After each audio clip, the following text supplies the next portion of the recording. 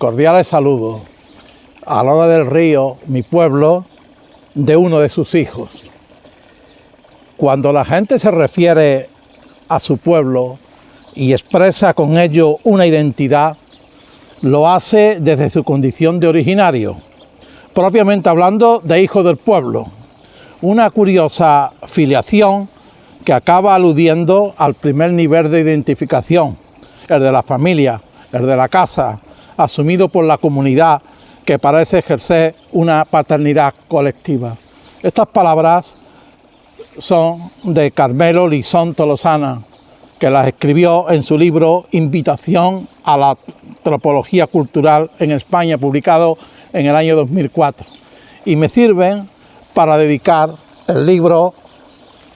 que es ya el número 13º de los que llevo escrito, Familias de Lora del Río,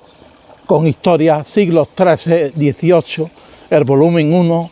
de la Asociación Espacio y Tiempo de Lora, editado por la editorial Liber Com. Y el motivo de este libro es porque el periodo que va desde el siglo XIII al XVIII legó a Lora, a nuestro pueblo, un buen ramillete de linajes. Estos linajes estaban a medio camino entre los caballeros hidalgos y ciudadanos y las oligarquías rurales de extracción labradora. La mayoría de ellos estaban ligados al Consejo, Justicia y Regimiento, lo que hoy conocemos como Ayuntamiento, y quedaron ya siempre unidos para su historia. Por ello, convencido de la luz que arrojaría sobre el devenir de la villa de Lora y la sociedad que la habitó, un estudio genealógico y prosopográfico de sus caballeros y oligarcas, pero también de los menos pudientes, con datos y notas sobre las características propias de algunos personajes destacados, abordé en su momento este estudio señalando al paso sus particularidades, comunes en buena parte al resto de ciudades y villas de España, de nuestro reino, pero también con una personalidad propia. Y fue el inicio de este trabajo hace ya muchos años, cuando leí un estudio del profesor Rafael Sánchez Saus, que se titulaba Caballeros y oligarcas en la Carmona medieval, formación, desarrollo y límites de un grupo social. Esto está publicado en las actas del primer Congreso de Historia de Carmona, al que asistí en el año 1998. Y a partir de ahí empecé yo a trabajar este tema. O sea que la maleta estaba llena, aunque se haya publicado en el 2021, a finales del 2021, y estemos hablando ahora en el 2022 de ese libro.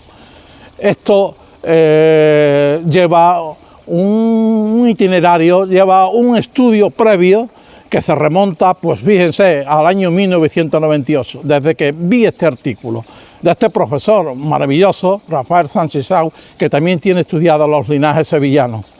Bien, este estudio es complemento de otros dos más que yo también he publicado anteriormente, y es el de la familia Quintanilla del año 2018 y el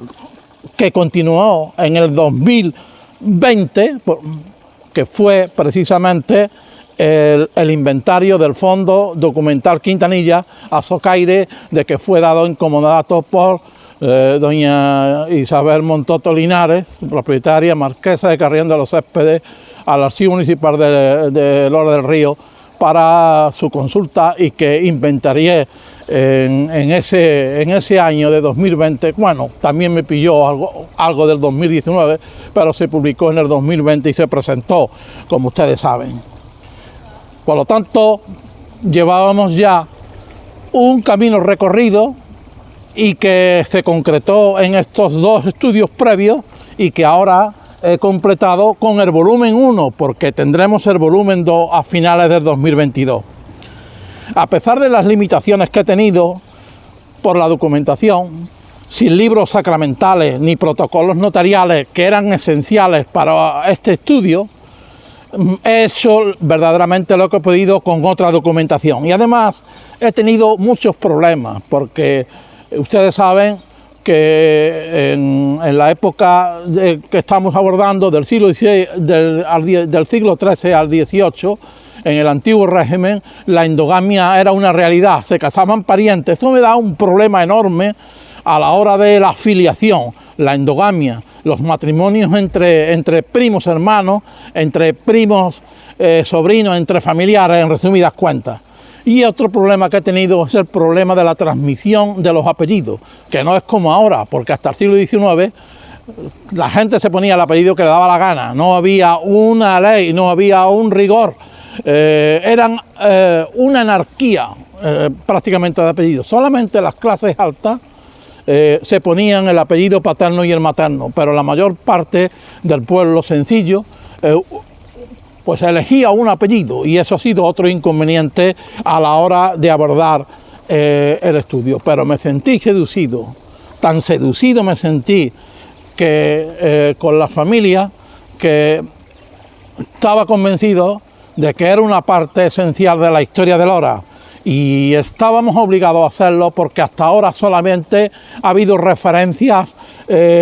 muy escasas en la bibliografía de la localidad, a excepción del libro de mi compañero y amigo don Juan Manuel Lozano Nieto, que en paz descanse, sobre la familia de los Nietos. No había más, y eso me invitaba a mí a entender que había que hacer esto para ubicar la familia, esos personajes en la historia de Lora,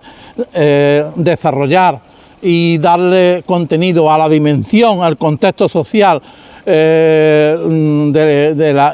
cada una de las épocas en que yo abordo a las familias, que en este volumen es del 13 al 16 y en el segundo del 17 y del 18, pero que con los, podríamos decir, con los parentescos, no he tenido más remedio que abordar en el primer volumen aspectos también del siglo XVII y del siglo XVIII. Bueno, muchos de los personajes que abordo aquí de la familia no teníamos ni idea ni conocimiento, y por tanto supone una gran aportación. Yo no tengo más que añadir, pero sí quiero insistir en el problema de los apellidos. El problema de los apellidos y de la endogamia, el problema de la endogamia lo entendemos todos, lo que era casarse entre parientes y el problema de la filiación después a posteriores de los descendientes. Pero el problema de los apellidos es un problema que nos hemos encontrado, y que los lectores al leer se darán cuenta de que bueno y cómo 3 hermanos o 4 hermanos tengan apellidos distintos. Os voy a poner una muestra. Por ejemplo, en el siglo XVIII hay un pleito de un señor, Pedro de Liñán Medrano, que era maestro herrador.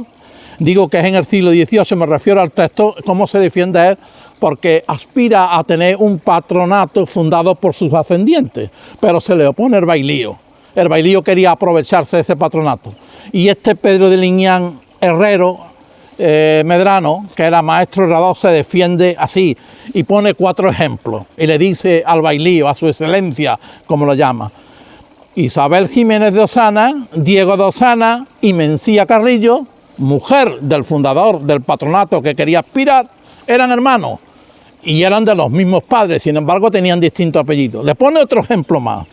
le pone el ejemplo de don Pedro Carballo, presbítero, don Juan de la Carrera, don Diego de la Vega, eran hermanos, sin embargo tenían diferentes apellidos, y sus padres eran Bartolomé Carballo Rebollar y doña Leonor de la Carrera, y solamente el primero se pone el apellido del padre, el apellido paterno, porque era el primogénito y estaba un poco obligado a ello. Le pone otro ejemplo, el tercero: don Francisco García, presbítero, don Alonso Rodríguez y doña Isabel de León, eran hermanos y eran hijos de Juan García y de doña Ana de Liñán. Fíjense qué variedad de apellidos, era un problema. Y le pone todavía un cuarto ejemplo, ya para terminar, es el de Fray Juan Capote, Sebastián de Rojas y Pedro Guerra Márquez. Eran hermanos y eran hijos de Luis Capote y de Catalina de Rojas. Fíjense ustedes con qué problema nos encontramos los genealogistas, cuando los historiadores, cuando nos abordamos esto, porque es un estudio genealógico, pero también es un estudio histórico del contexto, y que naturalmente con 1860 notas bibliográficas y documentales que tiene, va a ser una gran aportación de Lora. Yo quiero decir que este libro ha sido compuesto, diseñado y maquetado por don Manuel Gamero de la Cruz Gamero Nieto, y las fotos del interior y algunas del exterior han sido realizadas por don Antonio González Nuño. Y solamente os quiero decir que me apoyáis, que nos apoyáis, que tenemos que continuar la labor porque tenemos mucha tarea pendiente todavía y somos muy pocos, y por lo tanto necesitamos de vuestra colaboración y ayuda. El precio del libro es simplemente de 10 euros y tiene 460 páginas y pesa 1700 gramos y tiene 53 capítulos, 53 familias troncales. Muchas gracias.